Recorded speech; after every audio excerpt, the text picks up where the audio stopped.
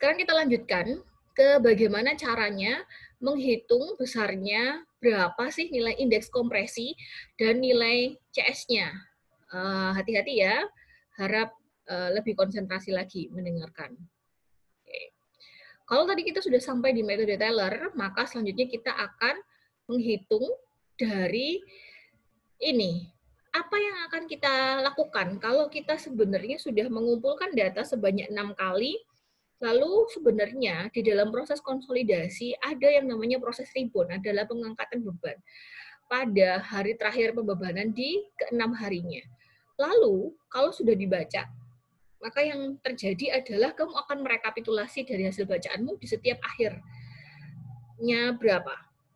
Ini ada rumus-rumus yang bisa kamu pakai, jangan lupa nanti di akhir pembebanan, di akhir rebound, sampelnya akan diambil, kemudian ditimbang beratnya berapa untuk mengetahui berapa perubahan kadar air sebelum dan sesudah dikonsolidasi. Jangan lupa akan ada uji GS di dalam pengujian konsolidasi. Kenapa kok harus menguji GS?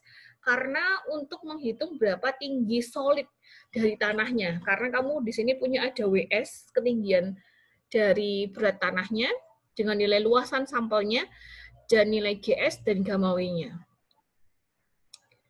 Dari sini, maka sebenarnya kalau kamu punya suatu pembebanan, ini ada pembebanan mulai dari pertama sampai dengan pembebanan yang terakhir, ini adalah mereboundnya.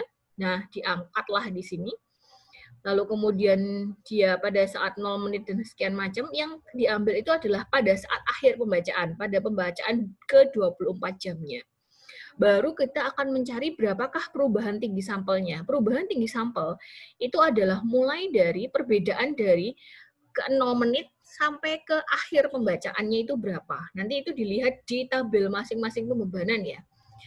Terus habis itu ini dengan korelasi ukuran sentimeter, ini juga dicek berapa perubahan sampelnya. Jadi pembacaan 24 dikurangi pembacaan yang ke 0. Delta E, nilai rumus ini, delta H per HS, ini ada nilai HS-nya, ini ada delta H. Berarti pembagian dari delta H per HS, jadi makanya kamu butuh nilai GS.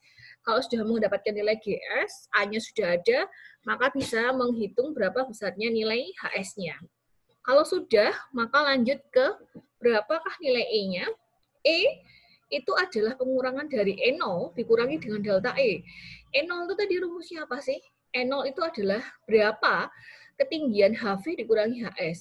HV itu adalah berapa ketinggian H0 awal sampelnya dikurangi dengan tinggi akhir sampel HS setelah kamu hitung dengan rumusan ini.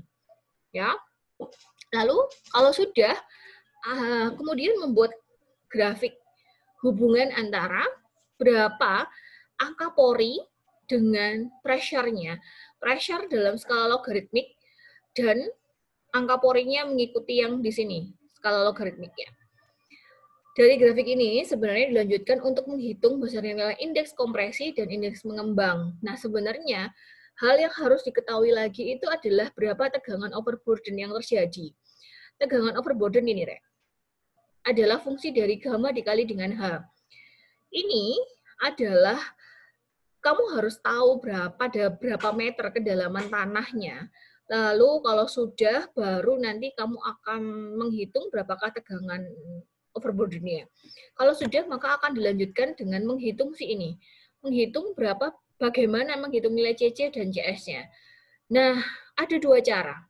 Pada saat kamu mengetahui yang namanya tegangan overburden, atau pada saat kamu tidak mengetahui tegangan overburden-nya, boleh. Ada yang namanya tegangan overburden dilambangkan dengan tegangan O.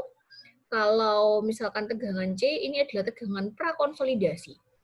Tegangan prakonsolidasi itu adalah tegangan yang terjadi sebelum masa konsolidasi. Jadi pembebanan yang pernah terjadi di masa lampau. Caranya sebenarnya ini agak rumit ya. Ini tak carikan yang OC soil boleh ya? Oh, sama. Oke.